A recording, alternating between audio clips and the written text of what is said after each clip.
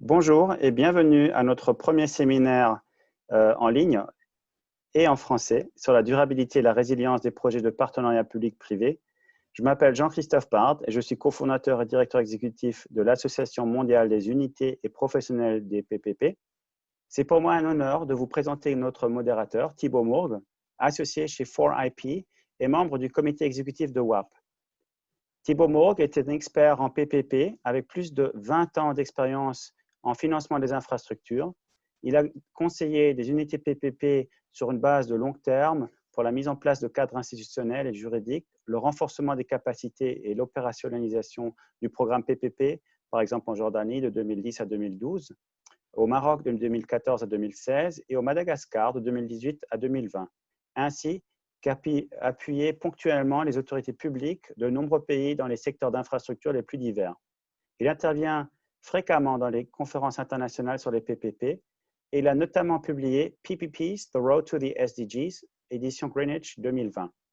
Je nous souhaite un débat animé et enrichissant sur ce thème de grande actualité et passe sans plus attendre la parole à Thibaut Mourgue. Merci Jean-Christophe. Bonjour et bienvenue à tous les panélistes et participants. Petite précision pour commencer afin d'éviter toute confusion. Nous parlons aujourd'hui de PPP ou partenariat public-privé, principalement au sens de contrats à long terme portant sur des projets d'infrastructure pour lesquels la partie privée assure tout ou partie du financement de la construction ainsi que des fonctions qui peuvent être variées.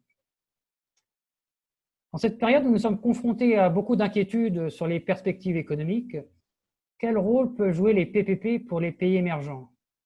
Peuvent-ils contribuer à la reprise? Et plus largement, les PPP peuvent-ils contribuer à atteindre les objectifs de développement durable? On sait qu'un énorme effort de construction d'infrastructures est nécessaire pour cela et que le capital privé devrait être mis à contribution de manière durable et résiliente. Alors, pour aborder cette thématique, nous avons réuni un panel prestigieux avec 4 intervenants de haut niveau. L'ordre du jour sera donc le suivant. Nous commencerons la première présentation avec Yar Radhanerisoa, qui est directeur général de l'unité PPP de Madagascar. Elle nous parlera du cadre et des perspectives du PPP à Madagascar. Son intervention sera suivie de celle d'Atef Majdoub, qui est président de l'instance générale des PPP de Tunisie, et qui nous parlera de l'adaptation des aspects institutionnels et des projets en Tunisie. Nous aurons ensuite Najat Saher, adjoint au directeur en charge des PPP au sein du ministère des Finances et architecte du programme PPP au Maroc, qui traitera de la réforme et du programme PPP au Maroc. Enfin, la dernière intervention sera réalisée par Axel Bourreau, cadre de la Banque européenne d'investissement, qui nous parlera du financement et de la pérennisation des projets PPP. Alors pour commencer, permettez-moi de vous présenter notre première intervenante, Yar Radhanerisoa, directeur général de l'unité PPP de Madagascar. Yar est titulaire d'un diplôme de 3e cycle en management d'entreprise option finance et possède également des connaissances approfondies de droit des affaires et de comptabilité. Elle a 30 années d'expérience professionnelle dans le secteur public et privé, ayant notamment été conseiller technique dans différents ministères et occupé des postes à responsabilité dans des entreprises publiques et privées. Elle a joué un rôle prépondérant dans les programmes de privatisation, de restructuration des secteurs et de mise en place des réformes, plus particulièrement celles relatives aux textes réglementaires des offices de régulation. Depuis 2019, elle est responsable de l'unité PPP de Madagascar. Et sa présentation portera donc sur le cadre et les perspectives du PPP à Madagascar. Yar, vous avez la parole. Héberge donc tout ce qui est cellules, les correspondants PPP, donc ce sont eux qui initient les projets, mais parallèlement, il y a les autorités de régulation parce que les projets PPP ne peuvent pas aller à l'encontre de tout ce qui est texte sectoriel.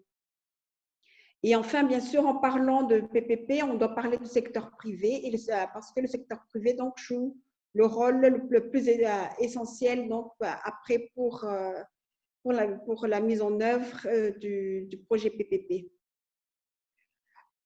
après cette tour d'horizon des différentes entités, on va parler, je pense, de tout ce que, enfin, les rôles prépondérants de l'unité PPP dans le slide suivant.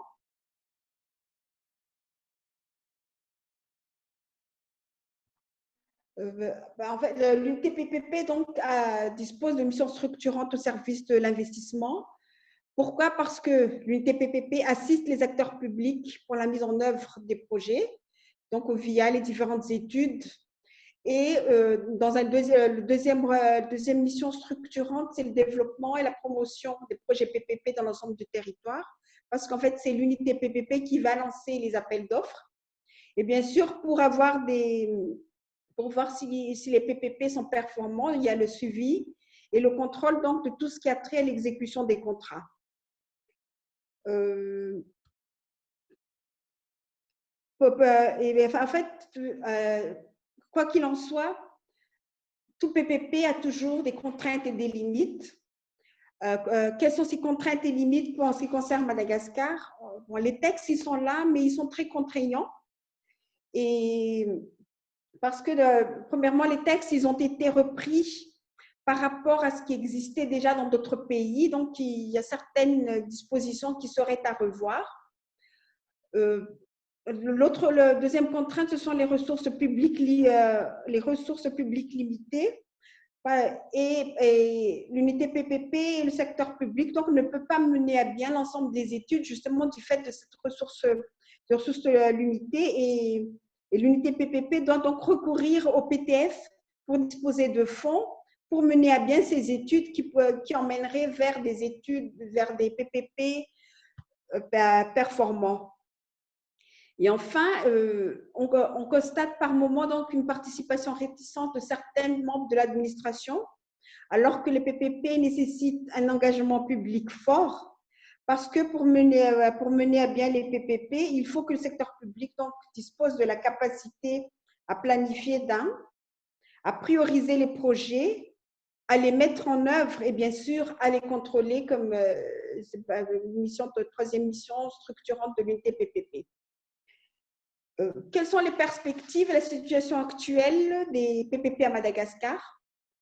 La situation actuelle, c'est que, quoi qu'il en soit, on peut dire que l'unité PPP donc, dispose de soutien au plus haut niveau de l'État parce que tous les projets en PPP donc, sont inscrits dans le programme général de l'État et que justement, c'est la présidence qui est là pour valider toutes les actions au sein de l'unité PPP. Le cadre réglementaire, il est clair, même si c'est contraignant, mais il est assez clair et il permet justement de disposer de PPP transparents et efficaces.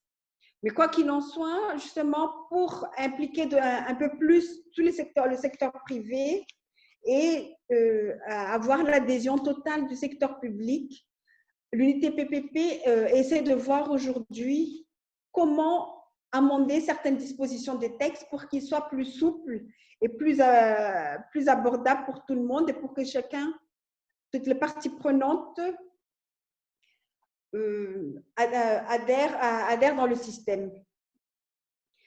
Mais on peut dire aujourd'hui que même si l'unité PPP est assez récente, l'unité PPP dans son pipeline de projets dispose de beaucoup de projets en préparation et justement, pour la plupart, l'unité PPP recherche les financements au niveau des PTF pour l'aider dans le financement de ces études de préparation des PPP. Et c'est la raison pour laquelle l'unité donc met en place un fonds de préparation et de développement des PPP, justement pour la pérennisation des PPP à Madagascar. Pour les projets en cours, bon, la majeure partie, ça concerne le secteur des transports et l'énergie, mais il y a quand même beaucoup de projets dans d'autres secteurs, surtout au niveau des collectivités décentralisées. Je crois que j'ai fait à peu près le tour de ce qui concerne les PPP à Madagascar, mais je suis disposée donc à répondre à vos questions après les différentes présentations. Je vous remercie. Merci beaucoup, Yar, pour cette introduction à la situation des PPP à Madagascar. Et je suis sûr qu'effectivement, les intervenants auront à cœur de poser des questions qui permettront d'approfondir tel ou tel point. On va maintenant passer à la présentation suivante. Et notre intervenant sera donc Atef Majdoub, président de l'Instance générale des partenariats publics-privés de Tunisie. Atef est diplômé du cycle supérieur de l'ENA de Tunis et de l'École nationale du Trésor public en France. Il a été conseiller des services publics, contrôleur général de la commande publique, ancien président de la Commission supérieure du contrôle et d'audit des marchés publics à la présidence du gouvernement, ancien directeur général de l'unité de suivi des concessions, et depuis novembre 2017, il est président de l'Instance générale des partenariats publics-privés.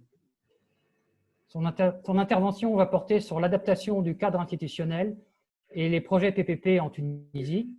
Atef, vous avez la parole. Bonjour tout le monde. Je tiens à remercier l'AWA pour l'organisation de ce premier webinaire francophone et j'espère que ce sera une première occasion qui sera certainement renouvelée à la suite donc, de ce première occasion. Donc, les PPP en Tunisie, ils ont une longue histoire. Je commencerai par le cadre institutionnel qui est incarné par l'Instance générale de partenariat public-privé créée par la loi de novembre 2015 sur le régime des PPP. Cette instance, elle est instituée auprès de la présidence du gouvernement, donc à la primature, et elle est composée de 4 unités, 2 unités transversales et 2 unités spécialisées. L'unité chargée des contrats de concession, l'autre chargée des contrats de partenariat public-privé, parce qu'on a un régime double, on va le voir dans le slide suivant, et 2 unités transversales qui sont dédiées à l'accompagnement, l'assistance, le renforcement de capacité et aussi aux missions d'audit, de contrôle et de suivi des contrats de concession et de partenariat public-privé. Il y a aussi un collège qui siège à l'instance. Ce collège, c'est la commission qui est composée d'experts, juristes, financiers et techniciens et qui accompagne donc l'instance dans sa mission de suivi, d'accompagnement, de contrôle, d'audit et de préparation des projets des PPP et des concessions. Le régime des concessions tunisiens, il est composé il est double en fait. Il y a les PPP à paiement public et les PPP à paiement par usager. Donc, on a deux régimes qui coexistent. Les concessions, donc c'est un régime donc, de paiement par les usagers, c'est les contrats de concession, et les contrats de partenariat public-privé qui a été adopté en 2015 et qui est venu pour compléter l'arsenal juridique en matière de PPP. C'est les PPP à paiement public qui s'apparentent beaucoup plus pour l'infrastructure sociale et l'infrastructure non marchande. Par rapport au cadre institutionnel, il y a un autre organe qui gère les PPP en Tunisie, c'est le Conseil stratégique des PPP. C'est un peu le think tank des PPP en Tunisie. Il est aussi institué à la présidence du gouvernement et c'est une institution qui arrête la politique générale, la stratégie générale en matière de PPP et aussi elle a le consentement sur les PPP en Tunisie, sur les projets, sur les orientations en matière de PPP. Donc, on a le bras exécutif des PPP, qui est l'instance générale de partenariat public-privé, et l'organe stratégique ou de réflexion ou de politique générale qui se matérialise par l'instance, plutôt le conseil stratégique des PPP. Prochain slide. Ce qui a été fait en Tunisie pour faire face un peu et pour relancer un peu le régime donc, des PPP et des concessions en Tunisie. On a procédé par des mesures post-Covid et il y a 2 mesures. Il y a des mesures juridiques d'adaptation à ce fléau, à ce phénomène, donc à cette pandémie, et aussi des mesures d'accompagnement pour procéder à la relance économique. Pour ce qui est donc des adaptations juridiques, on a procédé à l'adoption d'un nouveau décret portant régime des concessions. Ce décret a été adopté le 20 mai 2020 et il est venu pour faire une refonte totale du régime des concessions en Tunisie et aussi pour s'adapter parce qu'il est venu pour amender un décret qui date de 2010, donc 10 ans d'application. Il y a eu un retour d'expérience et surtout des adaptations par rapport à la bonne pratique des concessions et aux standards internationaux. Et aussi, on a promulgué un décret-loi aussi pour tenir compte du phénomène donc, de Covid-19. Slide suivant. Donc, je vais vous décrire donc, et présenter les principaux apports et les principales innovations introduites par le nouveau décret du 20 mai donc, 2016. Comme j'ai déjà dit, c'est un texte qui a adopté des mesures spécifiques pour des concessions relatives à des petits projets. Donc, on a des procédures adaptées, des procédures simplifiées qui sont dédiées à des petits projets. Et dans cet aspect des choses, on a essayé d'encourager la participation des jeunes promoteurs, des jeunes diplômés par la technique des concessions, en facilitant l'accès de ces jeunes-là et en étant très souple au niveau de la procédure qui est dédiée à cette catégorie de concessions. La deuxième innovation a été du côté donc, de la promotion de l'initiative privée et ce qu'on appelle les propositions spontanées. Aussi, on a été un peu audacieux sur cet aspect-là pour inciter l'initiative et encourager l'initiative privée. On allait jusqu'à contractualiser de gré à gré directement pour des propositions qui n'impactent pas et qui n'engagent pas financièrement la partie publique. On peut contractualiser. À défaut, s'il y a un engagement de la partie publique, il y aura donc un appel à la concurrence et une bonification qui peut aller jusqu'à 20% au niveau du scoring à octroyer. L'aspect PME tunisienne aussi a été étudié et a été consacré au niveau de ce nouveau texte en encourageant la participation des PME et en insérant un taux minimum de participation de la PME tunisienne qui peut aller un minimum de 15% au niveau de ce contrat-là.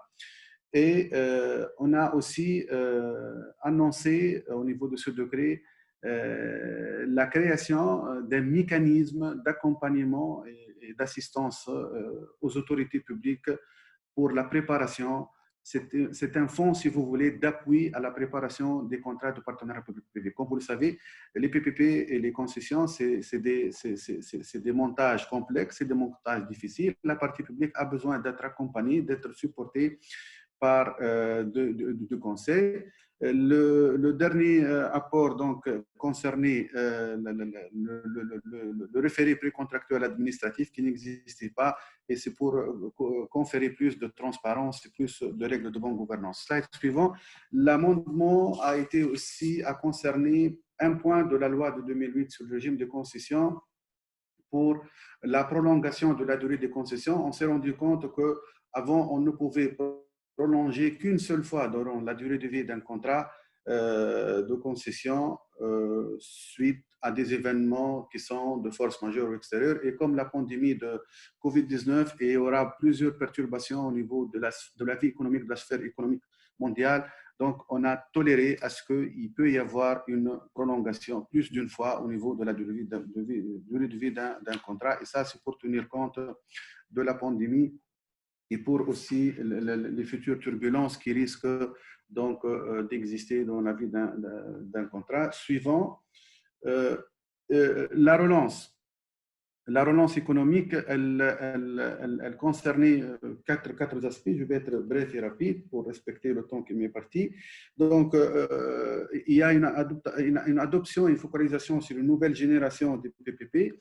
Cette nouvelle génération, elle concerne l'agriculture, elle concerne la santé. C'est quelque chose qui est dicté par la réalité suite à la pandémie. Et aussi la digitalisation et les PPP au niveau numérique. c'est aussi un levier pour relancer l'économie. Et comme vous le savez aussi, les concessions peuvent être un générateur de ressources pour le budget public via les redevances, via la contribution donc, de ces projets-là dans l'alimentation du budget public. Et aussi, comme je l'ai bien annoncé tout à l'heure, la relance sera certainement par les PPP, mais via ce fonds-là qui sera un fonds d'appui qui sera mis à la disposition de l'instance PPP et qui l'assistera pour donc accompagner les autorités publiques porteuses de projets de concession et de PPP. Et je vous remercie.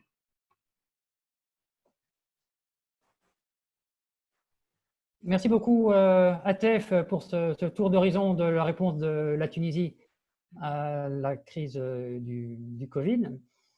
Et nous allons maintenant passer à la prochaine intervention avec Najat Saher, adjoint au directeur chargé des PPP. Elle est économiste de formation, titulaire d'un doctorat en économie de développement et d'un diplôme d'études supérieures en technique de banque.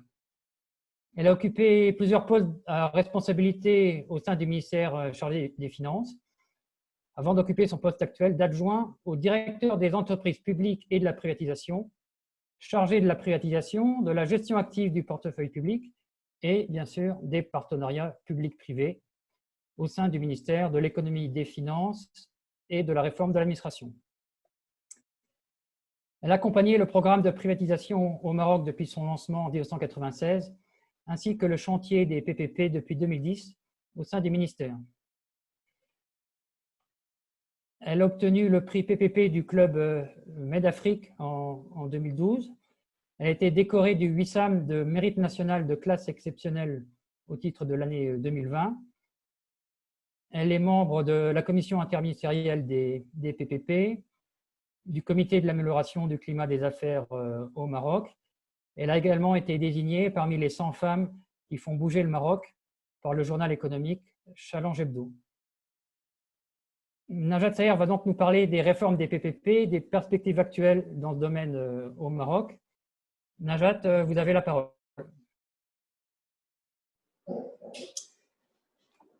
Merci, Monsieur Moore. Bonjour tout le monde.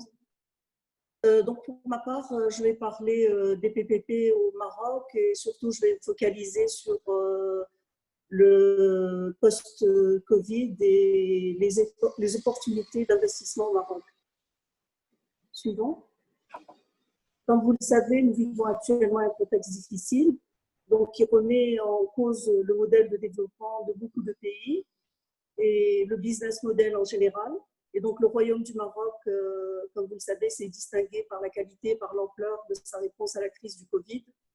Je me focaliserai sur les deux mesures économiques les plus importantes qui ont été réalisées dernièrement. C'est la création d'un fonds Covid qui a représenté 3% du PIB du Maroc et qui a permis de créer une certaine dynamique de solidarité nationale et la mise en place surtout d'un comité de veille économique qui était présidé par Monsieur le ministre des Finances et qui a permis un vrai dialogue, un dialogue entre les secteurs publics et privés. Mais nous entrons aujourd'hui dans une phase sensible où les entreprises sont fragilisées et redémarrent avec une demande encore molle et des coûts supplémentaires liés à la lutte contre l'épidémie.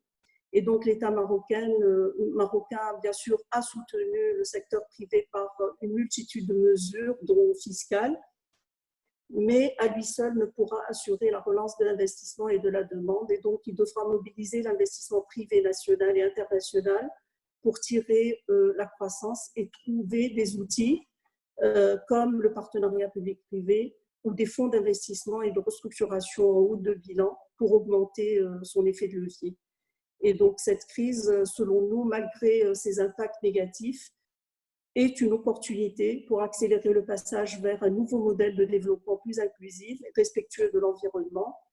Et donc, nous voyons au Maroc 3 opportunités: l'économie verte, l'économie digitale et ce qu'on appelle l'économie de la vie, donc tout ce qui est secteurs sociaux, santé, éducation.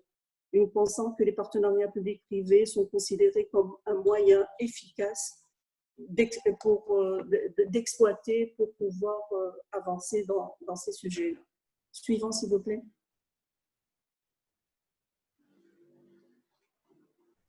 Donc, je voudrais partager avec vous aussi un bilan qu'on a fait au niveau du Maroc pendant le Covid, et qui a été, c'est-à-dire avancé au plus haut niveau du pays. Donc, un certain nombre d'insuffisances ont touché plus particulièrement le domaine social. Et il fallait redéfinir l'ordre des priorités, asseoir des bases d'une économie forte et compétitive et construire un modèle social beaucoup plus inclusif. Donc, l'État, au plus haut niveau, a incité un plan ambitieux de relance économique pour permettre au secteur de production de se remettre d'aplomb, d'accroître leur capacité à créer des emplois et à préserver des ressources de revenus. Donc, on a créé un fonds d'environ 120 milliards de dirhams qui seront injectés dans ce fonds et qui seront injectés surtout dans l'économie nationale. C'est l'équivalent de 11% du PIB du Maroc. Et donc, ce taux inscrit le Maroc parmi, je pense, les pays les plus audacieux en matière de politique de relance économique. Ce fonds d'investissement stratégique a été créé pour le financement de grands projets d'investissement public-privé dans les divers domaines. Et donc, il y aura la participation, bien sûr, de l'État dans ce fonds. Et ce fonds permettra donc la coordination et la rationalisation des différents fonds de financement qui existent déjà au Maroc. Suivant, s'il vous plaît. Donc, bien sûr, comme il a été présenté par le représentant du pays de Madagascar et de la Tunisie, nous avons un cadre réglementaire au Maroc, un cadre qui a permis l'ouverture vers le privé. Donc, le Maroc a accordé beaucoup d'importance au renforcement du cadre institutionnel et réglementaire en vue du développement de plus de partenariats avec le secteur privé. D'abord, la privatisation, qui a été un choix stratégique décidé à la fin des années 80, époque où le Maroc a engagé une série de réformes. Et donc, cela a permis, bien sûr, de libérer beaucoup de secteurs, tels que les secteurs de raffinage, de distribution de pétrole, les banques, les télécommunications, les assurances, le tabac, le ciment, la sidérurgie, l'industrie automobile. Et nous avons un secteur aussi bancaire privé. Il s'agit de grands opérateurs qui se sont installés, qui avaient une valeur ajoutée très forte, et l'impact de la privatisation a été très important. Nous avons aussi une loi sur la gestion déléguée qui a permis, qui a permis une avancée même dans les services publics importants, donc notamment la distribution de l'eau, d'électricité, d'assainissement, le transport urbain. Et enfin, nous avons une loi qui a été mise en place en 2015, une loi spécifique au partenariat public-privé, et donc pour permettre surtout de booster, d'avoir d'abord une loi cadre, parce qu'on avait des lois sectorielles qui ont permis la réalisation de beaucoup de projets dans les ports, les aéroports, la logistique, l'éolien, les énergies renouvelables. Mais afin de booster certains secteurs tels que les secteurs sociaux, nous avons un cadre aujourd'hui global au PPP. Et donc, je vais vous parler un peu du cadre tout à l'heure. Je vais aller plus en détail. Suivant. Nous avons aussi des stratégies sectorielles, donc plusieurs stratégies, notamment stratégies sectorielles dans les secteurs de l'agriculture, de l'énergie, de la logistique, du portuaire, des autoroutes, du ferroviaire, de la santé et j'en passe. Donc, je vais me focaliser peut-être sur 2 ou 3 secteurs, par exemple la stratégie agricole. Aujourd'hui, la nouvelle stratégie agricole, après celle de la stratégie Maroc Vert, baptisée Génération Green 2020-2030, donc se base sur 2 principaux piliers, à savoir la valorisation de l'élément humain, d'abord à travers l'émergence d'une nouvelle génération de classes moyennes agricoles. On mise 350 000 à 400 000 ménages, et la naissance d'une nouvelle génération de jeunes entrepreneurs via la mobilisation et la valorisation d'1 million d'hectares de terres collectives et la création de 350 000 postes d'emploi au profit de jeunes entrepreneurs, de jeunes qui vont agir dans ce secteur. Cette stratégie vise aussi à consolider les acquis des 10 dernières années tout en donnant la priorité à l'élément humain pour faire émerger en fait une classe moyenne agricole en mesure de jouer un rôle important dans l'équilibre socio-économique du milieu rural. Le deuxième sujet, c'est le numérique. On a tous constaté que pendant le Covid, le numérique a été très important. Et donc, au Maroc, la stratégie numérique s'est manifestée d'abord par la libéralisation du marché des télécoms et l'arrivée en 2000 d'un deuxième opérateur. Aujourd'hui, on a 5 ou 6 opérateurs. La digitalisation a ouvert de nouvelles perspectives en permettant à des populations moins favorisées d'accéder à l'information, aux services de soins, à l'éducation. Et aujourd'hui, l'écosystème digital est appelé à amorcer une rupture technologique dans la gouvernance et dans l'exécution. Et l'enjeu pour le Maroc est de se coller aux mutations mondiales et de booster davantage l'accélération du développement de l'économie numérique.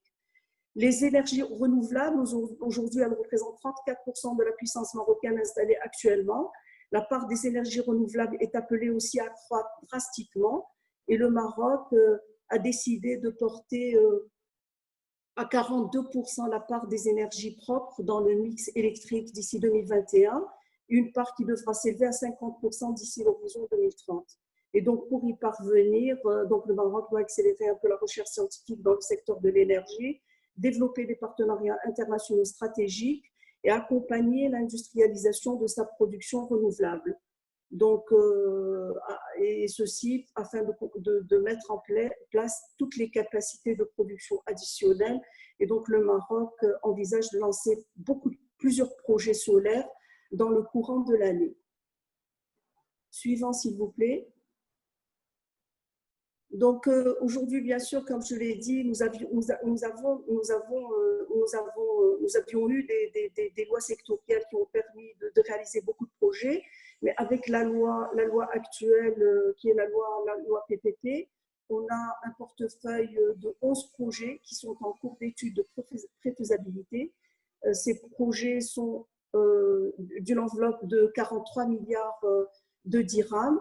Donc, ils concernent la logistique, les ports, des lignes ferroviaires supplémentaires, les autoroutes, les stations de dessalement, notamment celle de Safi, et les barrages, et puis le développement d'un aéroport spécialisé pour l'aviation d'affaires. Et donc, on a 3 projets qui ont été examinés par la commission PPP, qui sont un projet de barrage, un projet de dessalement et la mise en place d'une unité pharmaceutique de production de sérums, de vaccins et de produits biologiques qui est en phase d'appel d'offres. Suivant, s'il vous plaît. Donc aujourd'hui, c'est-à-dire actuellement, depuis déjà une année, on a fait un peu le bilan de cette loi, on a fait le bilan de tout ce qui a été fait, des projets.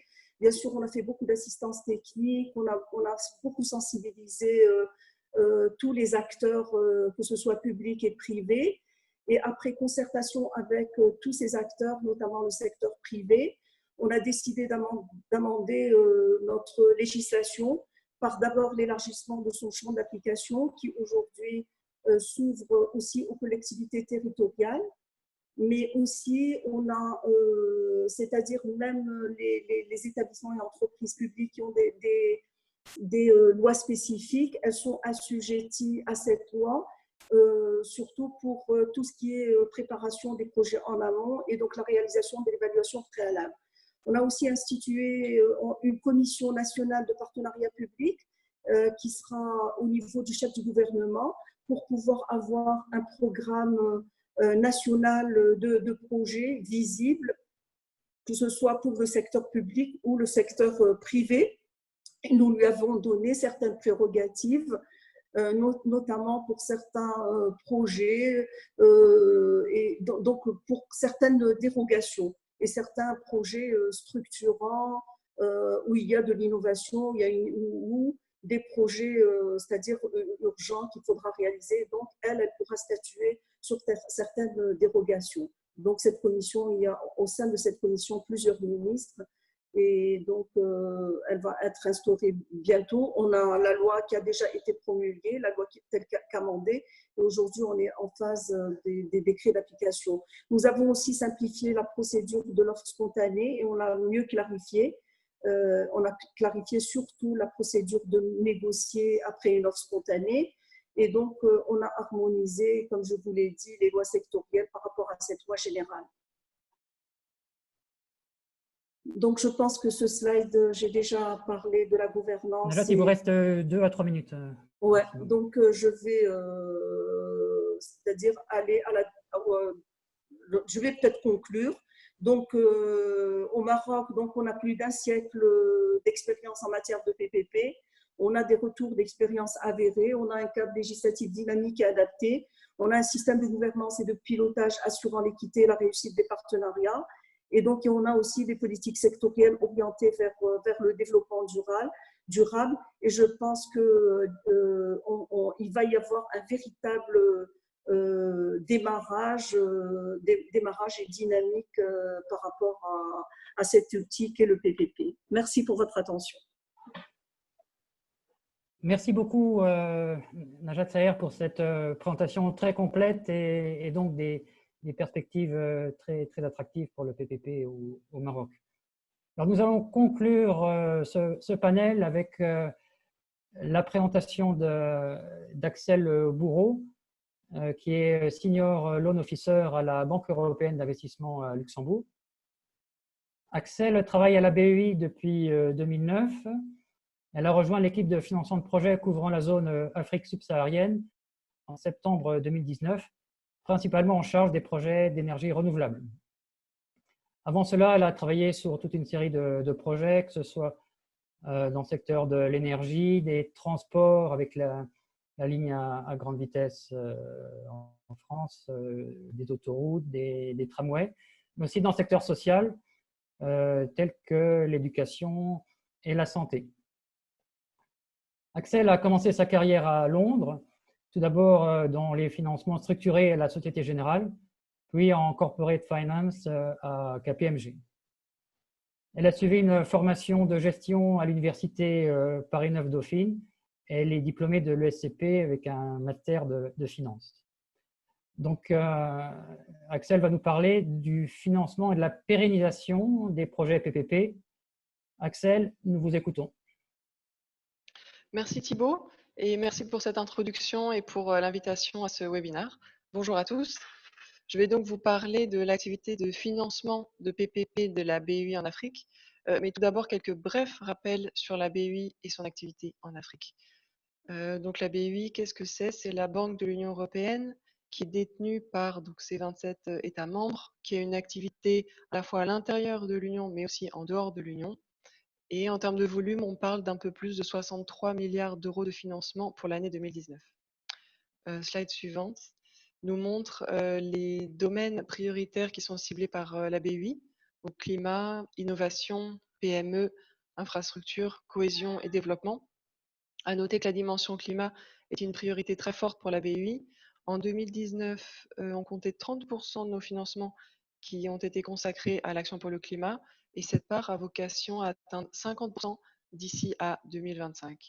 Nos modalités d'intervention sont relativement classiquement les prêts, mais aussi les investissements en fonds propres, l'assistance technique, les garanties et on a aussi développé des activités de conseil. Si on regarde maintenant les activités de la BEI hors de l'Union, et donc en Afrique en particulier, sur le slide suivant, vous voyez que la BEI est active dans de nombreuses régions, donc évidemment principalement l'Afrique, mais aussi l'Amérique latine, l'Asie, le pourtour méditerranéen, l'Est de l'Europe, etc. Ce qui est très important de noter, c'est que les activités de la BEI hors de l'Union sont encadrées par des mandats qui sont attribués par les États membres de l'Union et la Commission européenne, et que donc à ce titre, l'action de la BEI hors UE vise à soutenir les objectifs de politique extérieure de l'UE, lesquels sont fortement liés, comme on va le voir dans le slide suivant, donc lesquels sont fortement liés aux objectifs de développement durable des Nations Unies.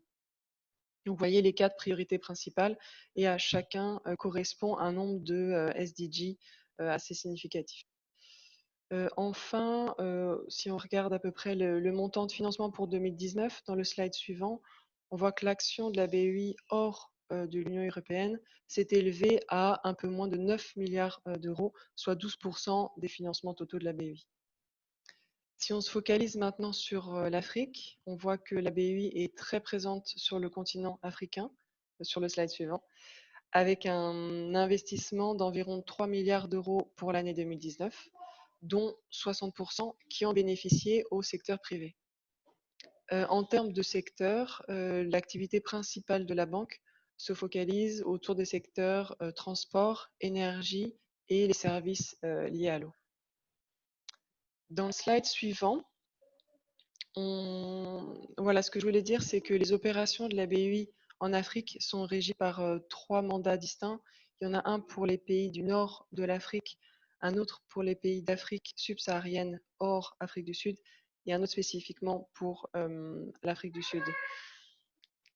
Les joies du télétravail, excusez-moi. Une des priorités de développement de l'Union sur la zone ACP, donc ACP chez nous c'est Afrique subsaharienne, Caraïbes et Pacifique, c'est le développement et le renforcement du secteur privé.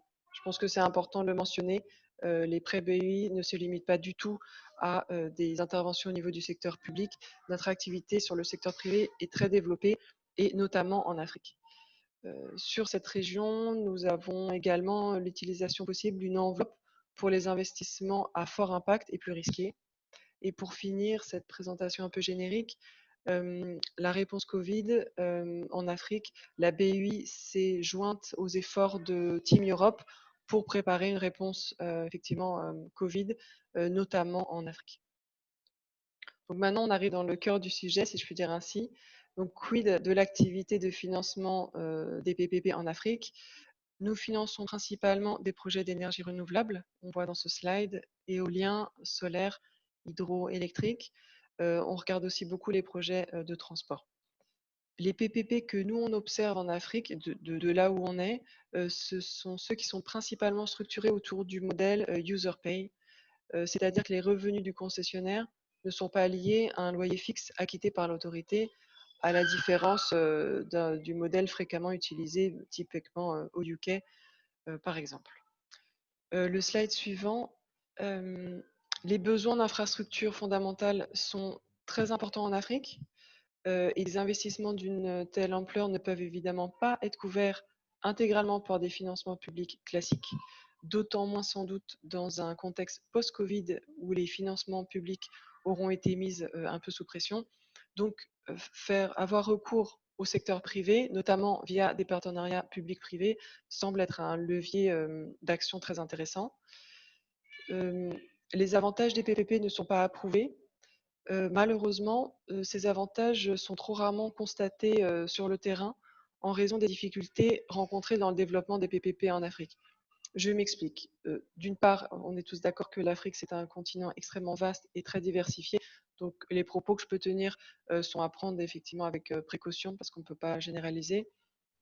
Ce que je voulais dire, c'était que, au regard des besoins estimés en infrastructure sur le continent, nous, à la BEI, on voit relativement peu de projets PPP sortir de terre, effectivement. Et les écueils, tels qu'on peut les voir, et ça s'applique probablement davantage en Afrique subsaharienne, c'est principalement le cadre réglementaire, juridique et institutionnel qui n'est pas toujours très bien établi, très robuste et très fiable, et ce qui malheureusement crée parfois un sentiment de défiance de la part des acteurs privés et qui explique parfois pourquoi les projets mettent plus de temps à sortir de terre.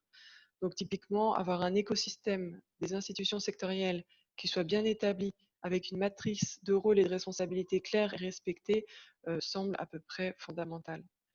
Un autre élément que l'on voit est relatif aux passations de marché. Nombre de projets PPP et PF que l'on étudie, nous, la BEI en Afrique, ne peuvent pas, in fine, être financés par la BEI en raison d'une procédure de sélection du concessionnaire qui n'est pas conforme à nos standards. En effet, nous, on doit suivre les directives de l'Union sur ce plan et l'Union européenne a une conviction assez forte qu'un processus de sélection ouvert et transparent permet notamment de donner de meilleurs résultats pour l'autorité adjudicatrice. De la même façon, il nous semble très important que la dimension environnementale et sociale soit prise en compte dès la phase de préparation des projets, et on pense que ça mène in fine à des projets qui sont mieux structurés et qui servent mieux simplement le pays, la population locale et son environnement. Les risques politiques, évidemment, ça fait partie des risques assez clés que l'on rencontre typiquement en Afrique. Nous, la BEI, on peut assumer ces risques dans les pays dans lesquels on opère sous mandat. Il existe également des instruments de garantie pour couvrir ce risque, mais cela vient à renchérir le coût in fine des projets. Ensuite, c'est un petit peu l'écueil fondamental auquel on se heurte quand on finance des projets d'énergie renouvelable en Afrique, encore une fois, surtout en Afrique subsaharienne, c'est la santé financière de la contrepartie publique. Quand on regarde les projets d'énergie renouvelable, où typiquement la sécurisation des revenus du concessionnaire est assurée par la contractualisation d'un contrat d'achat d'électricité long terme avec l'entreprise nationale d'électricité, si cette entreprise n'est pas dans un état financier fiable et robuste, évidemment, ça pose question sur la pérennité des projets. Donc, classiquement, il est nécessaire de faire appel à des instruments d'atténuation de risque, mais bien souvent, des réformes sectorielles structurelles sont parfois nécessaires en parallèle. Et enfin, quand je parle de clause attendue de bancabilité, typiquement, on attend un soutien politique fort, et ça passe, encore une fois, dans le cadre des projets d'énergie renouvelable, souvent par un backing en fait, de l'État envers les obligations de paiement de l'off-taker. Mais on parle aussi d'un processus de résolution de conflits acceptable, une allocation des risques réalistes et équilibrée, etc. etc. Donc, si on passe au dernier slide, la conclusion en fait de mon intervention, c'est que le PPP, je pense que c'est important de garder en tête que c'est un outil, que ce n'est pas un remède, et que le recours au PPP doit se faire pour de bonnes raisons.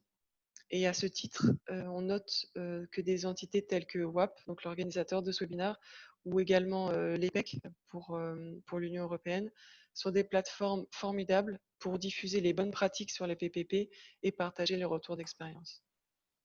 Ensuite, dans PPP, il ne faut pas oublier qu'il y a le terme partenariat et que le partenaire privé doit pouvoir travailler main dans la main avec le partenaire public, et que pour cela, un climat de confiance est nécessaire et que ça passe notamment par une bonne gouvernance. Et lorsque des signaux positifs sur ce plan sont reçus par les développeurs et les financeurs, ça renforce la confiance et donc ça démultiplie la détermination de ces acteurs pour trouver des solutions en cas de problème au projet. En fait, ça renforce un peu l'inventivité et disons, la bonne motivation de tous les acteurs autour de la table quand on est en phase de négociation en climat un petit peu difficile.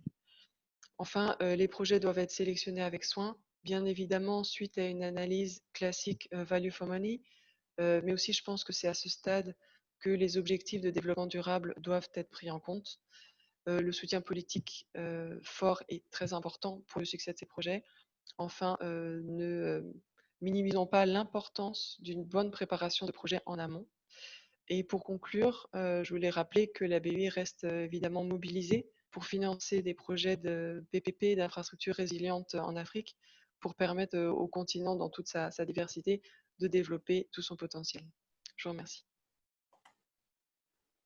Merci beaucoup, Axel. Je crois que c'était important d'avoir le point de vue des financiers, de comprendre où pourrait éventuellement se trouver les points de blocage et quels sont les leviers qui permettent d'accélérer le développement des PPP. Alors, nous venons de terminer les présentations des panélistes. Nous allons bientôt passer à la phase de questions, mais avant cela, je voudrais solliciter Frédéric Bobet, qui se trouve parmi nous, pour peut-être nous dire quelques mots. Frédéric est membre de la direction du Trésor et représente la France dans un certain nombre d'institutions internationales liées au PPP, mais il intervient aujourd'hui à titre tout à fait personnel. Frédéric? Oui, merci. Est-ce que vous m'entendez? Oui, tout à fait. Très bien, merci. Oui, voilà, donc moi je suis au sein de la direction du Trésor, je suis à l'unité PPP qui a la compétence nationale pour la France sur le sujet infrastructure et PPP, et je suis en charge des affaires internationales, donc je m'occupe des coopérations bilatérales sur les sujets infrastructure et PPP. Donc, nous avons beaucoup de coopérations avec de nombreux pays et je suis en charge également de représenter la France dans les différentes institutions internationales sur le sujet infrastructure et PPP. Donc, le groupe de travail du G20, le groupe de travail des Nations Unies, CONU et les groupes de travail à l'OCDE.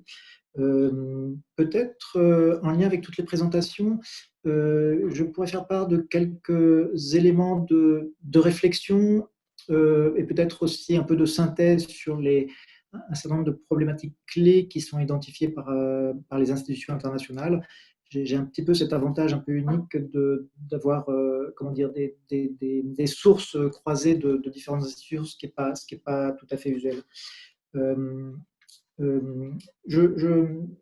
Alors, bravo pour toutes ces présentations. C'est vraiment très intéressant de voir tout ce travail différencié dans chaque pays.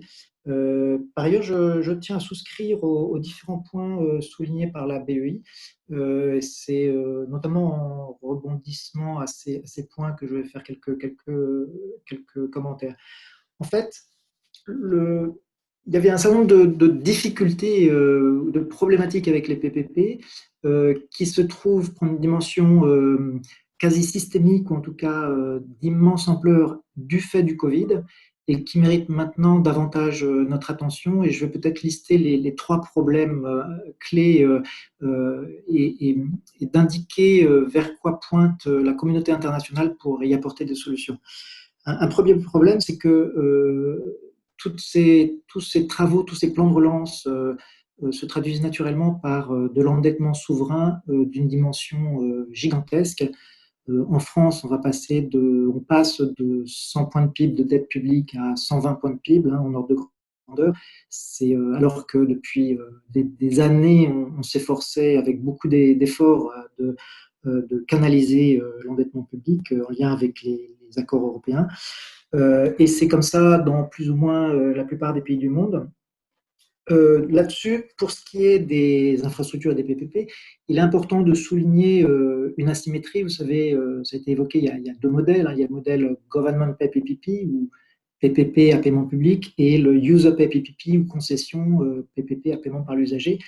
Il y a une très grande asymétrie de ce point de vue-là.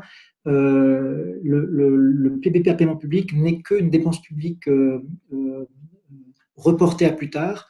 Bien entendu, le secteur privé ne fait qu'apporter de la liquidité, mais il s'agit bien entendu de le payer. Donc, à due proportion qu'on fait des PPP à paiement public, à due proportion, on génère de la dette publique. Et c'est un sujet. Inversement, le modèle de la concession, en tout cas dans sa dimension pure, c'est-à-dire non mixte avec un PPP à paiement public, l'État ne fait qu'autoriser le secteur privé à prélever, selon une politique et un contrat agréé, à prélever un paiement par l'usager. Et donc, il ne s'agit pas de dépenses publiques, et donc les concessions ne se traduisent pas par de la dette publique. Et c'est compte tenu de l'ampleur des dangers liés à la dette publique, au problème de non-soutenabilité de dette publique, cette asymétrie entre le PPP à paiement public et la concession mérite toute l'attention. Alors, c'était le premier problème. Le deuxième problème, c'est que les PPP, non seulement génèrent de la dette, mais ils génèrent de la dette cachée. C'est un problème tout à fait majeur, car lorsque l'État fait un emprunt bancaire ou fait de l'émission de bons du Trésor, c'est immédiatement comptabilisé dans la dette publique officielle, la dette souveraine.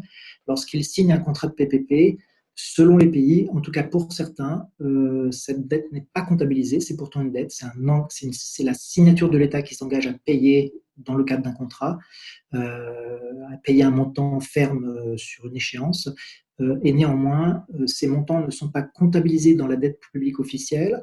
Alors ça dépend des pays, mais dans un certain nombre de pays, ce qui veut dire que la dette officielle supplémentaire au travers des PPP n'est connue ni du FMI, ni des marchés financiers, et pour certains pays, ce n'est pas connu non plus même du ministère des Finances, parce que les contrats sont en général gérés et pilotés par des ministères sectoriels, et il n'y a pas forcément toujours comment on peut dire, la consolidation en interne.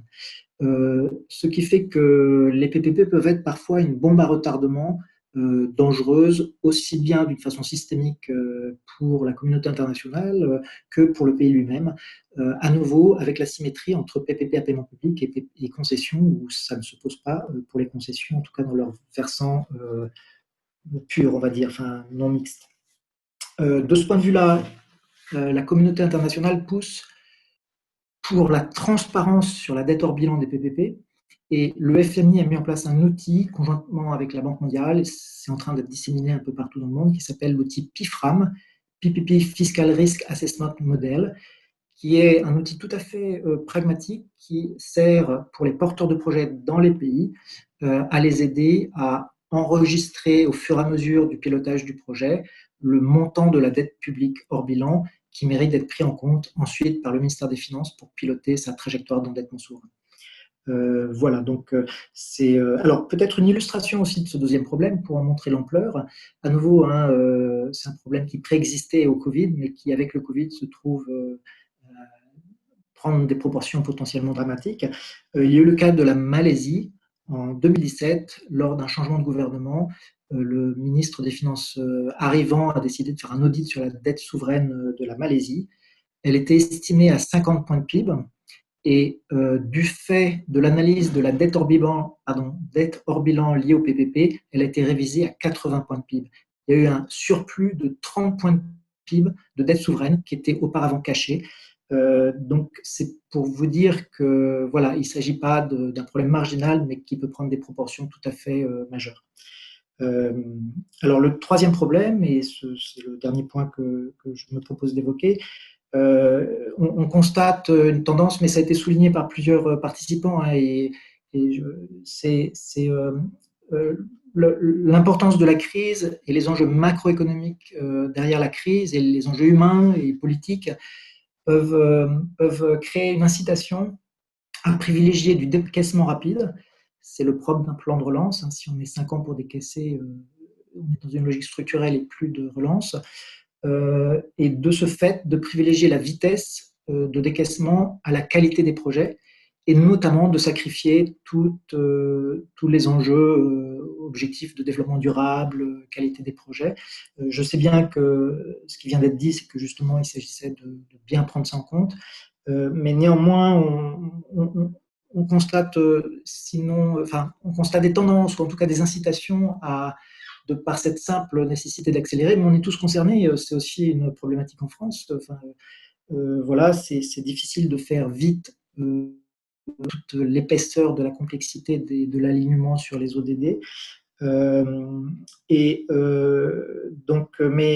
de ce point de vue-là, il y a, vous savez, les 10 principes de la CONU pour les People First PPP, les PPP à humain, je ne sais plus comment dire en français, pardon. Et il y a eu en 2019 les travaux du G20 spécifiquement sur les PPP qui ont abouti au principe du G20 sur la qualité des investissements dans les infrastructures. Il y a 6 principes et c'était pour aider justement l'ensemble de la communauté internationale à cibler cet aspect alignement sur les ODD, mais d'une façon un peu plus minutieuse. Il y a notamment un principe sur la résilience. C'était déjà, avant même le Covid, ça avait été pris dans le détail.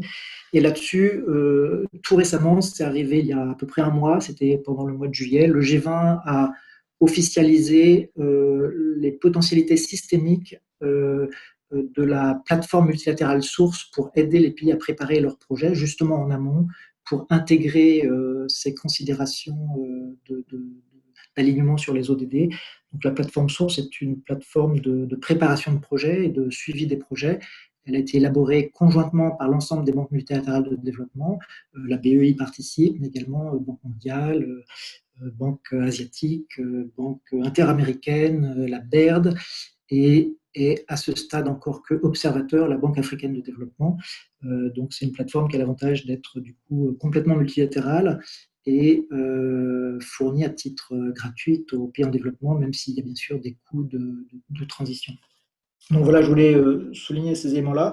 Et peut-être pour finir, noter qu'on est aussi à un tournant un peu historique, à nouveau reprenons cette asymétrie entre les PPP à paiement public et les concessions.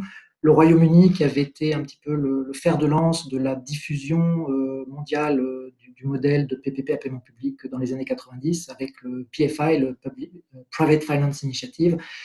Peut-être avez-vous noté que le Royaume-Uni a annulé son programme PFI, il ne fait plus partie de ces outils. Et pour ce qui concerne la France, nous faisons des concessions depuis en fait des centaines d'années. Il y a aujourd'hui à peu près 30 000 projets de concessions en vigueur. Et inversement, les PPP à paiement public, nous ne faisons que depuis 2005. Mais après un développement important, aujourd'hui, il n'y a quasiment plus de marché pour le PPP. En fait, le surcoût du financement privé pour un PPP est tel qu'il est assez difficile de démontrer pour la sphère publique la valeur ajoutée du montage PPP face à ce surcoût. Alors qu'inversement, une concession, c'est le marché qui décide de cette bancabilité, de cet avantage. Voilà, écoutez, après, je me tiens à disposition pour tout échange complémentaire. Merci. Merci beaucoup, Frédéric, pour ces indications très, très intéressantes. Alors, nous allons maintenant passer à la phase de questions-réponses. Il nous reste 20 à 30 minutes. Nous avons reçu un certain nombre de questions de la part des participants. Pour ma part, je voudrais peut-être commencer par poser une question aux panélistes pour rebondir sur le propos de Frédéric concernant notamment les People First PPPs ou PPP avec priorité à la personne humaine ou la dimension humaine. Je ne sais plus très bien comment on le traduit en français. Est-ce que vous pensez dans vos différents pays que ce concept a une certaine pertinence à l'heure actuelle, ou bien est-ce que c'est encore un petit peu tôt, ou est-ce que c'est pas compliqué beaucoup les choses alors qu'on a déjà du mal à mettre en place des PPP qui marchent? Quel est votre point de vue là-dessus? Qui veut répondre parmi les panélistes?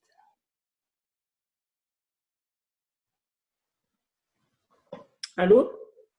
Oui. Oui.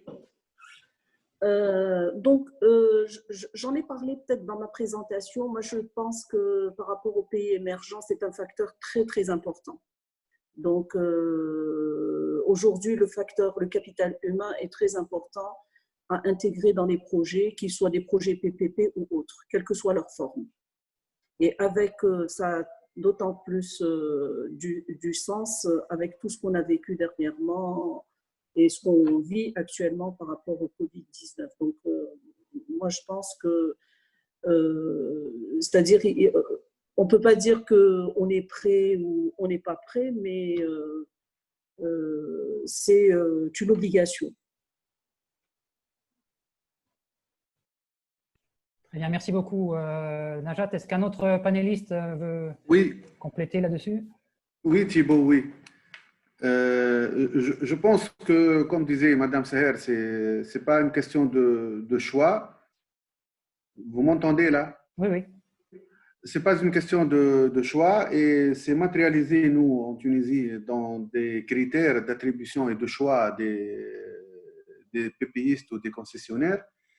Cette dimension de développement humain, cette question de développement durable, elle est retracée au niveau des clauses des contrats et aussi au niveau des critères de choix des candidats et des développeurs de projets. Donc, la dimension développement durable, la dimension humaine est même appréciée préalablement au niveau de l'opportunité du projet, de la faisabilité du projet. Il y a donc des études qui sont faites préalablement et qui vérifient cette dimension sociale, humaine et environnementale de ces projets-là. Très bien, merci beaucoup. Il faut peut-être, Monsieur Thibault, l'allier aussi à petites et moyennes entreprises. Et donc, tout ce qui est, c'est comme pour nous, la législation, elle donne un avantage à l'opérateur dans le cadre de l'attribution des marchés, si jamais il intègre dans son projet de mandater des PME ou des PMI. Et donc, tout ce qui est même en relation avec c'est-à-dire la petite entreprise et l'artisanat en général. Et tout à fait, je crois que beaucoup d'instruments sont à la disposition des autorités publiques pour renforcer la dimension sociale et environnementale des projets qui sont mis en œuvre. Alors, je vais maintenant passer aux questions posées par les participants.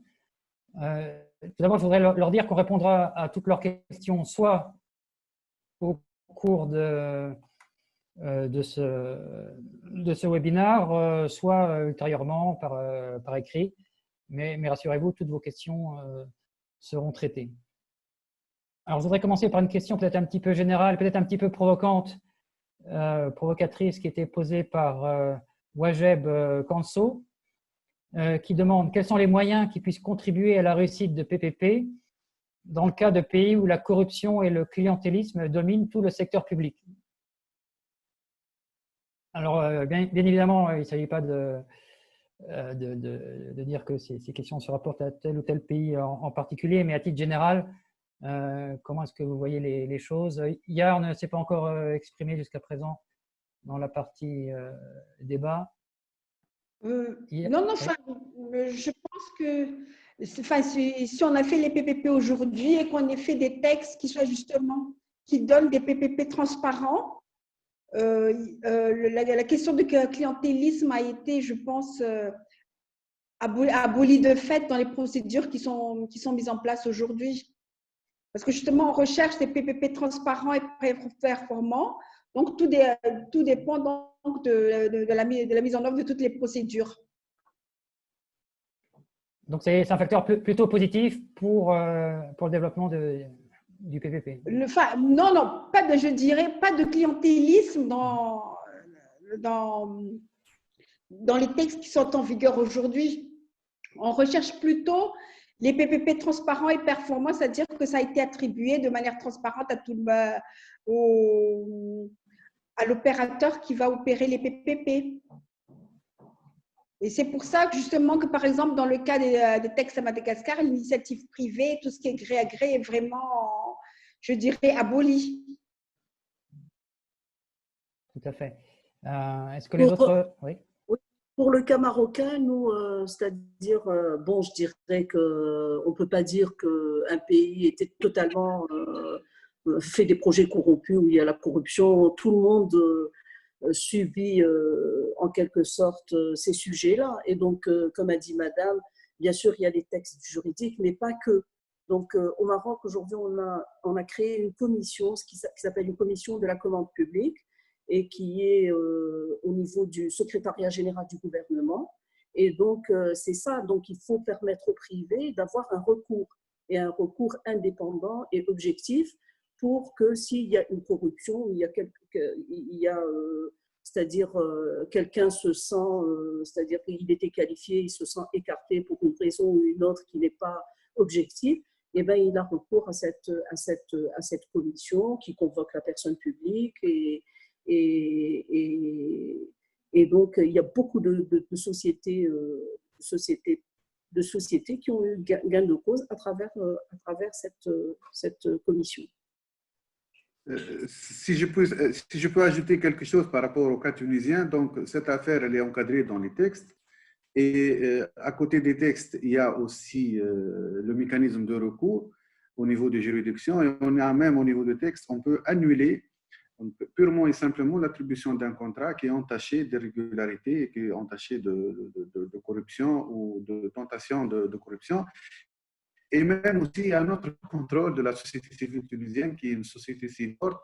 Donc, il y a un suivi de l'opinion publique, il y a du contrôle par rapport à l'instance PPP qui garante des respects des principes sacro-saints de la commande publique, donc la transparence, les règles de bonne gouvernance. Donc, il y a un encadrement et comme je l'ai toujours dit, pour ces gros contrats, généralement, il y a un focus, qu'on le veuille ou pas, de l'opinion publique, de la société civile. Et ce n'est pas facile de parler de corruption dans ce genre de contrat avec un focus très important et avec un suivi très important. Et aussi, j'ajouterai une autre chose que l'instance a un rôle d'audit, de contrôle et de surveillance. Et même, on a ajouté ce référé précontractuel administratif. Il y a un recours qui est fait auprès de l'instance. On peut, quelle que soit la phase de la procédure, on peut donc intervenir à côté du recours juridictionnel aussi qui est toléré et qui est accepté. Il y a aussi, il y a aussi, comme a dit M. Atef, tout l'aspect communication avec le public et donc et la société civile. Et donc, nous, on prévoit aussi la publication des extraits de contrats. Donc, en fait, la corruption, elle n'est pas en relation juste avec les opérateurs qui postulent pour avoir des projets, mais aussi par rapport aux consommateurs, par rapport aux citoyens et par rapport, c'est-à-dire à toute la société. Donc, si on a tous ces mécanismes, comme a dit M. Atef, d'audit, de recours et de bien ficeler aussi au niveau des contrats, des contrats dans les arbitrages et tout, je pense qu'avec tout cet encadrement on peut y arriver. Et donc il ne s'agit pas que des projets PPP, il s'agit de toute la commande publique qui est concernée. Merci beaucoup pour ces précisions. Axel, est-ce que de votre point de vue de financeur, de bailleur, vous pensez que les PPP permettent justement de lutter efficacement contre les problèmes de gouvernance sur ce type de projet? Ce que je sais, c'est qu'effectivement, c'est un sujet qui est pris très au sérieux par la BUI, je pense par tous les acteurs lors de la conclusion d'un PPP, et qu'on a une due diligence extrêmement stricte et rigoureuse sur ces sujets. Et comme on disait tout à l'heure, effectivement, l'analyse des textes et l'analyse du setup institutionnel, c'est ce qui nous donne l'assurance que les projets dans lesquels on entre ont été attribués de façon, disons, en ligne avec avec nos guidelines. Et je noterai juste que notre équipe technique fait systématiquement un screening assez poussé de tout ce qui est procédure d'appel d'offres et processus de sélection.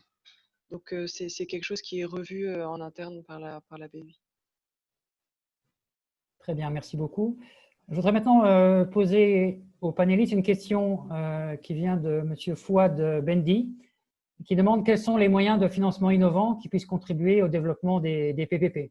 Donc, plus largement, en fait, quels sont les mécanismes de financement qui peuvent être mobilisés pour assurer le financement des PPP? Est-ce qu'aujourd'hui, vous avez l'impression, aux postes qui sont les vôtres, qu'il est difficile de trouver les financements pour réussir les projets que vous mettez sur le marché?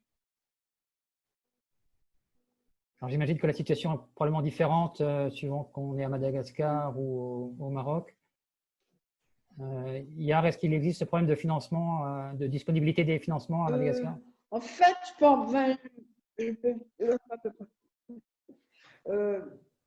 je dirais que pour Madagascar aujourd'hui, vu qu'on est encore dans un stade où il n'y a pas encore eu vraiment beaucoup de contrats qui ont été conclus.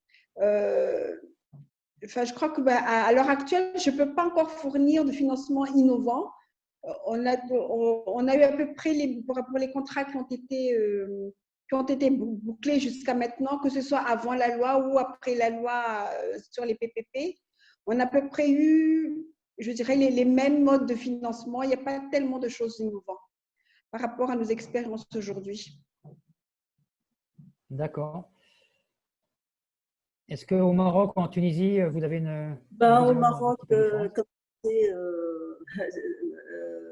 Thibault, donc on a un secteur bancaire qui est très développé et donc qui est porteur. On a des fonds d'investissement aussi qui sont là et qui accompagnent les projets. Et puis on a tout ce qui est titrisation, la loi sur les titrisations, les leasebags. Donc il y a beaucoup d'outils innovants de financement qui peuvent accompagner le secteur privé dans la réalisation des projets. De même, en Tunisie aussi, on travaille avec la Caisse de dépôt et consignation, qui est le bras financier de l'État. Et on a même une convention de coopération. Et cette caisse-là peut participer dans le montage du projet en equity jusqu'à 20% du montant du projet. Et ça, c'est un mécanisme qu'on a mis en place et qu'on annonce au niveau donc, des appels d'offres et qui constitue en quelque sorte une garantie, le fait d'avoir le bras financier de l'État à vos côtés dans le capital de la société de projet à créer, ça constitue une garantie qui est octroyée par l'État. À côté aussi de l'aspect qu'on y travaille, on a une loi sur la finance islamique, la loi sur les soukouk, et on travaille sur le développement donc, de financement islamique pour les projets d'infrastructure d'une manière générale et pour les projets de PPP en particulier, comme technique innovante de financement de projets. Axel, c'est un point que vous avez traité dans votre présentation, mais est-ce que vous avez peut-être plus de détails à donner sur les différents produits qui sont envisagés par la BEI pour faciliter le financement des PPP ou que vous avez vu sur le marché, pas forcément mis en place par la BEI, mais que vous avez vu sur certains projets? Alors, deux éléments de réponse. Effectivement, tout d'abord, oui, il y a beaucoup de types de produits qui sont déjà disponibles, que ce soit des prêts subordonnés ou seniors, que ce soit de l'assistance technique qui parfois est nécessaire pour accompagner certains promoteurs publics pour développer leur projet, ou que ce soit des garanties pour couvrir le risque politique, par exemple, ou bien des garanties pour couvrir le risque de défaut de l'off-taker, ce dont je parlais tout à l'heure quand on parlait des projets d'énergie renouvelable. Donc ça, c'est la première partie de la réponse. Je pense que oui, il y a beaucoup d'instruments déjà disponibles à l'heure actuelle et sans doute beaucoup d'autres que je ne connais pas. Et le deuxième aspect que je voulais mentionner, c'est de ce que je vois, moi en parlant avec donc nos confrères, consoeurs des autres banques de développement qui sont aussi actifs en Afrique, c'est que le sujet, c'est pas forcément le manque de liquidité.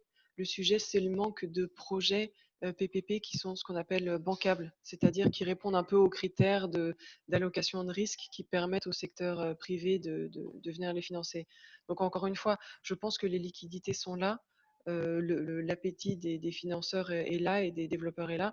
Ce qui manque, c'est, encore une fois, chaque pays d'Afrique est excessivement différent, mais ce qui manque parfois, c'est un pipeline bien défini et bien structuré de projets simplement à financer. Très bien, merci beaucoup donc, pour cette réponse très détaillée. On a plusieurs questions des participants sur les PPP avec les collectivités locales. Monsieur Wilfried Wedoku qui demande: pourriez-vous donner des retours d'expérience sur des exemples de PPP avec des collectivités locales? Et il y a une autre question sur le problème de manque de capacité au niveau des collectivités locales à passer des PPP. Alors, est-ce qu'en Tunisie ou au Maroc, vous avez eu des exemples de PPP au niveau de collectivités locales qui pourraient servir d'exemple dans d'autres pays? Si je peux me permettre, en Tunisie, il n'y a pas vraiment de projet de PPP au niveau collectivité territoriale parce que nous, sous une nouvelle loi organique des collectivités, qui est un peu la constitution des collectivités, et des élections qui ont été organisées en 2018, et on est en phase d'implémentation de la libre administration et de la décentralisation des collectivités territoriales. On travaille avec les collectivités étroitement pour les accompagner dans la préparation de leur pipe et dans l'identification des projets et leur préparation. Donc, on n'a pas de retour d'expérience, mais il y a un potentiel énorme au niveau des collectivités à exploiter au niveau des PPP, que ce soit concessifs ou non concessifs. Les concessions qu'il y a au niveau territorial, c'est plutôt des concessions qui concernent des projets d'abattoirs ou des projets d'exploitation. Généralement, c'est des délégations de services publics. On confie quelques services publics donc, à des opérateurs économiques comme des parkings, mais des projets structurants au niveau des collectivités territoriales, Il en a pas, ils sont en cours d'identification et de développement, vu que les élections ont eu en mai 2018. Les assemblées élues ont été installées et ils ont commencé donc à identifier et à préparer ces projets-là. Et on a un programme vaste donc d'accompagnement qui est dédié aux collectivités territoriales pour les accompagner. Aussi, un autre point important, ces collectivités, généralement, ils manquent de moyens, surtout humains et aussi financiers. Et l'instance se porte comme, disons, l'assistant, l'organe d'accompagnement et d'appui à ces collectivités-là pour les accompagner dans la préparation et le développement de leurs projets. Merci beaucoup pour toutes ces précisions. Nous allons malheureusement devoir bientôt mettre un terme à cette séance de questions-réponses. Il nous reste peut-être 5 minutes. Est-ce que les panélistes ont un message particulier à faire passer? Un point sur lequel ils aimeraient mettre l'accent? Si vous permettez, Thibaut, donc juste pour conclure, je dirais que le PPP, ce n'est pas le remède miracle, d'accord? Donc, il faut l'utiliser à bon escient. Et donc, il faut l'utiliser dans les projets qui s'y adaptent. Mais le plus important à retenir par rapport au cycle projet d'un PPP, c'est cette fameuse évaluation préalable, parce qu'on incite la personne publique à bien réfléchir, à bien monter son projet, et notamment le partage des risques entre le secteur public et le secteur privé. Et donc, c'est déjà un gain. Et donc, si on pouvait généraliser cette évaluation préalable, même pour tous les projets de la commande publique, que ce soit dans le cadre de la gestion déléguée ou dans le cadre du marché public, ça serait un gain du moins pour notre pays, le Maroc. Ensuite, je dirais que le deuxième point le plus important, c'est qu'il faut qu'il y ait une véritable expertise du secteur public. Car s'il n'y a pas cette expertise du secteur public face à un secteur privé qui est expert en la matière et qui a les moyens financiers et qui mobilise les experts dans le cadre des projets, on pourrait avoir des contrats très, très, très déséquilibrés. Donc, c'est très important de faire de la formation, de faire de l'assistance technique au secteur public, et c'est le rôle de ces cellules PPP qui doivent jouer ce rôle important qui est de développer cette expertise. Ensuite, je voudrais aussi lancer un appel à travers cette conférence, c'est qu'il y ait une assistance entre les différentes cellules, je dirais au moins maghrébines, ensuite africaines, ensuite mondiales, pour qu'il y ait un dialogue et ce retour d'expérience et profiter des expériences des uns et des autres pour pouvoir aller de l'avant et faire de bons projets réussis. Et je vous remercie pour l'organisation de ce webinaire. Voilà. Merci beaucoup. Oui. Oui, allez-y, Atef. Je suis preneur de l'initiative lancée par Madame Saher et elle sait qu'on en a parlé depuis un bon moment, mais on n'a pas peut-être eu l'occasion de mettre en place ce mécanisme donc d'échange entre unités et PPP. Et je trouve que la WAP constitue donc une bonne plateforme pour l'échange donc de retour d'expérience, surtout pour éviter des écueils et des difficultés. Et j'ajouterai aussi que le PPP, c'est un processus qui n'est pas facile. C'est un travail de longue haleine. Comme disait Madame Saher, la préparation, et d'ailleurs, on a un slogan là, PPP, c'est préparer, préparer, préparer. Donc, il faut mettre bien l'accent sur la préparation. Les autorités publiques doivent être mises à niveau et doivent être accompagnées tout le temps, à assister pour éviter des faux pas, des échecs, parce que les détracteurs des PPP n'attendent que ça.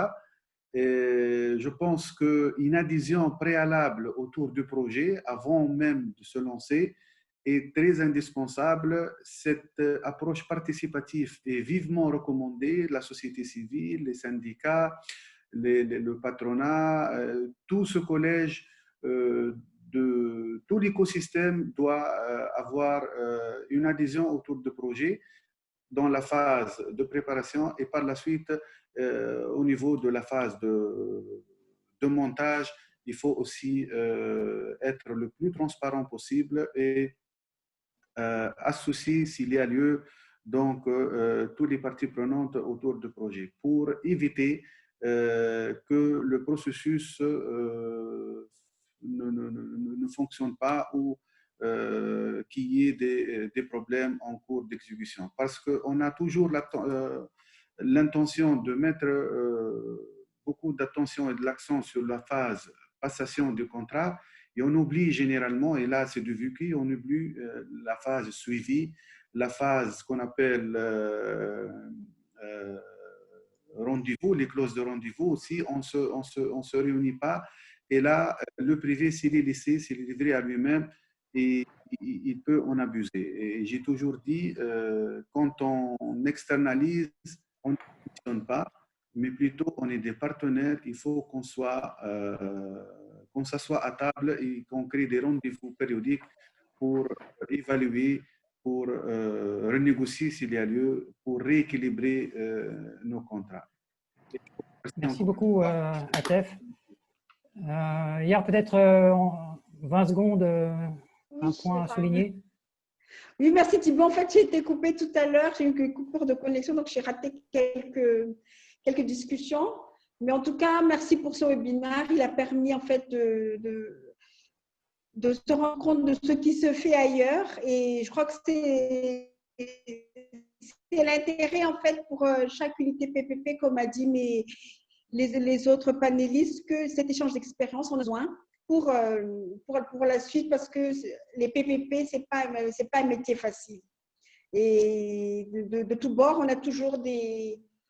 Comme j'ai dit, ce n'est pas toute l'administration qui s'implique, ce n'est pas tout le secteur privé qui s'implique, alors qu'il faut que chacun se donne la main pour aboutir à un bon PPP qui soit performant et tel qu'on le veut, que ça ne soit pas, comme a dit M. Bobet tout à l'heure, que ça ne soit pas un bon retardement pour le pays. Merci.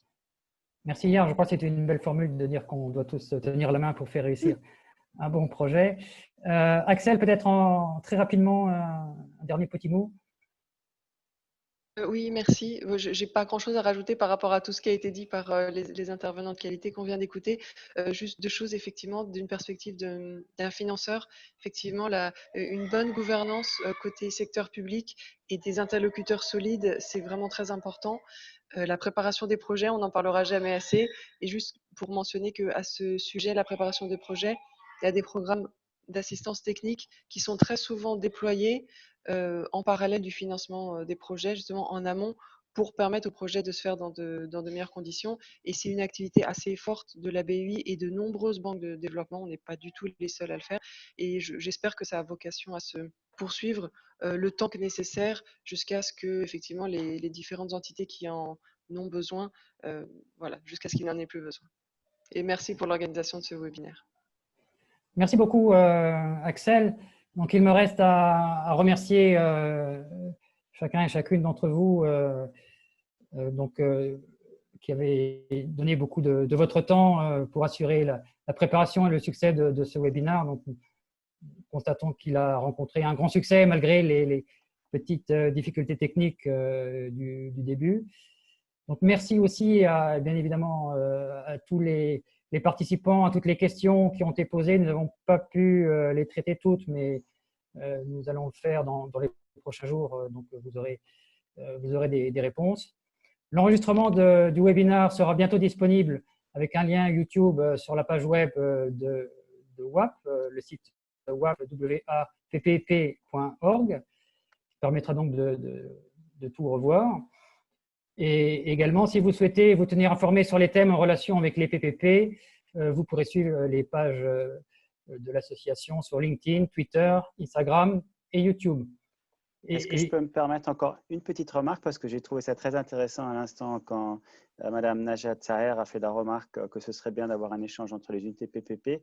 C'est justement une initiative qui est championed par le président de WAP, Monsieur Ziad Hayek, ancien responsable de l'unité PPP et de privatisation du Liban, et qui a institué un Council of PPP Unit Heads. Et donc, on sera très content d'accueillir tous les responsables d'unités de PPP dans ce forum pour continuer ces discussions et faciliter cet échange sur les thématiques qui concernent, bien sûr, toutes les unités PPP de façon à ce qu'elles apprennent les unes des autres. Et puis, pour finir, merci beaucoup à notre modérateur, Thibaut Mourgue.